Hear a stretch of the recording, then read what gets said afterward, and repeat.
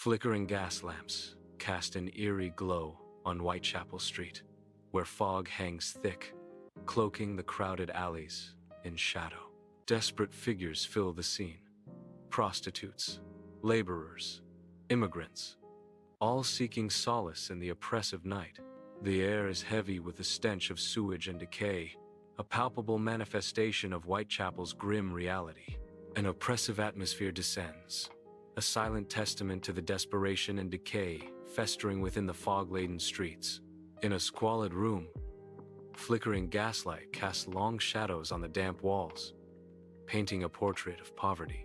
Mary Ann Nichols, her face a map of hardship, clutches her shawl tightly, a shield against the cold and despair. The air hangs heavy with the stench of stale beer and unspoken desperation. Mary Ann's voice, tinged with a plea. "It's tuppence, governor." Same as always. A man in a dark coat eyes her, his words sharp. "Tuppence? That's a bit steep, ain't it, Mary Ann? Times are hard." Desperation edges her tone. "I need the money, sir. Please." Dawn breaks over Buck's Row, the cobblestones stained with the chilling discovery of Mary Ann Nichols' lifeless form. A crimson gash marks her throat, a brutal testament to unseen horror. Her abdomen is brutally mutilated, a ghastly canvas of violence. A small crowd gathers, their faces masks of shock and morbid fascination, drawn to the grim spectacle. Footsteps echo as a young police constable arrives, his face reflecting the overwhelming dread of the scene. The morning quiet amplifies the horror, each breath a reminder of the brutal act. In the bustling police station, Inspector Aberline's weary eyes scan crime scene photos, his face etched with determination. The cluttered desk is a stark contrast to the grim reality depicted in the crime scene photos spread before him. Aberline hunches over the evidence, his brow furrowed in frustration as he reviews each haunting image. The weight of the unsolved case bears down on him, palpable in his every weary movement. The lack of modern forensic tools looms large, a formidable obstacle hindering his pursuit of justice. Hanbury Street's cobblestones glisten under gaslight. Shadows dance, obscuring dark doorways as a chill wind whispers through the night. Annie Chapman walks, weary but determined. Her eyes scan the gloom, fear battling hunger in the oppressive silence. The scent of coal smoke mixes with something metallic, a grim reminder of recent horrors, tightening her grip on the shawl. Each echoing footstep emphasizes her vulnerability. Survival, a primal instinct, pushes back the rising tide of fear. Dawn breaks over Hanbury Street, casting a pale light on the grimy brick walls surrounding a scene of unimaginable horror. Annie Chapman's body lies grotesquely contorted, a testament to brutality beyond the previous murder. Police officers huddle around the corpse, their faces etched with shock and grim resolve. The metallic scent of blood hangs heavy in the air, a palpable dread blanketing the tight-knit community. Inside the bustling printing press, reporters scramble, a frenzy of activity surrounding the latest murder details.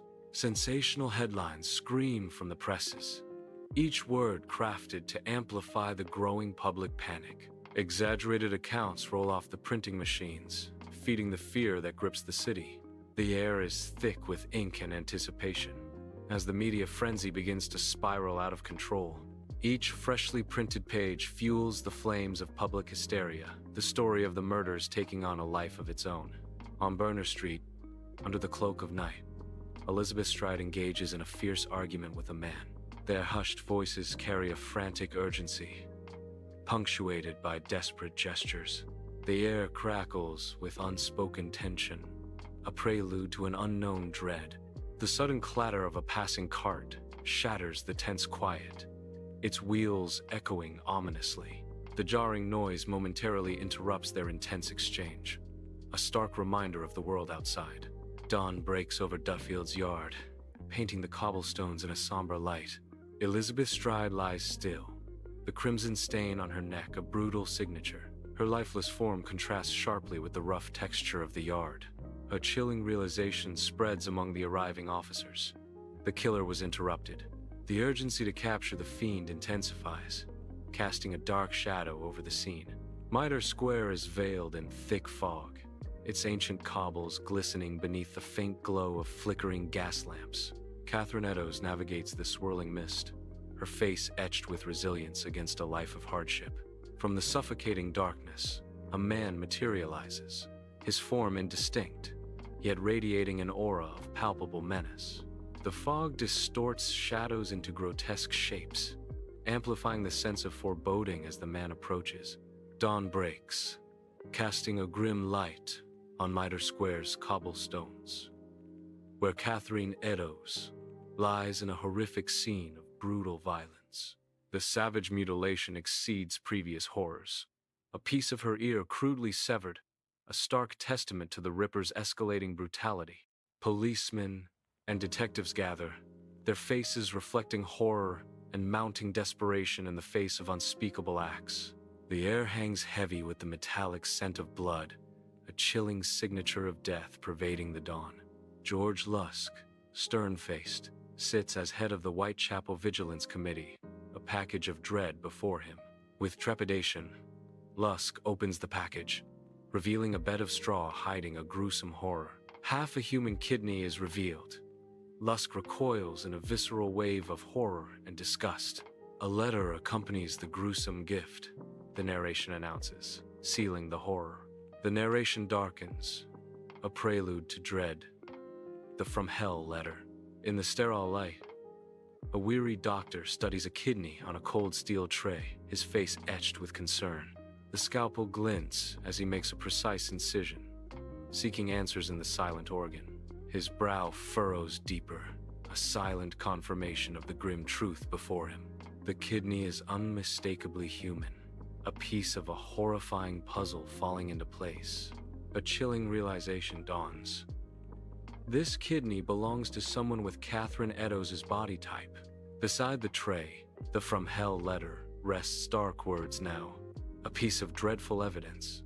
In the oppressive darkness of her small room, Mary Jane Kelly sits alone, a fragile figure swallowed by palpable isolation.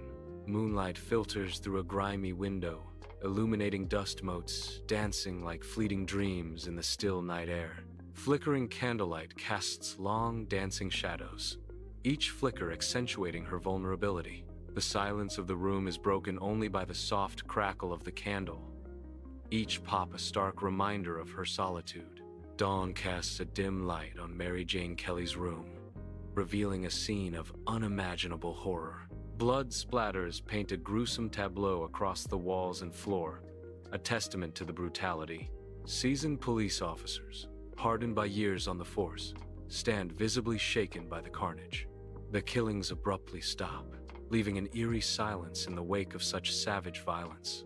Whitechapel's grimy buildings are veiled in lingering fog, the streets eerily quiet under the pale daylight.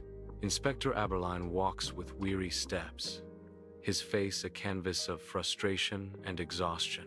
His gaze sweeps over the somber scene, the unsolved Ripper case a haunting specter in the air.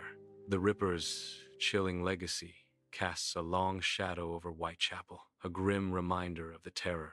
A palpable sense of unease permeates the air, the unsolved mystery hanging heavy like the fog itself.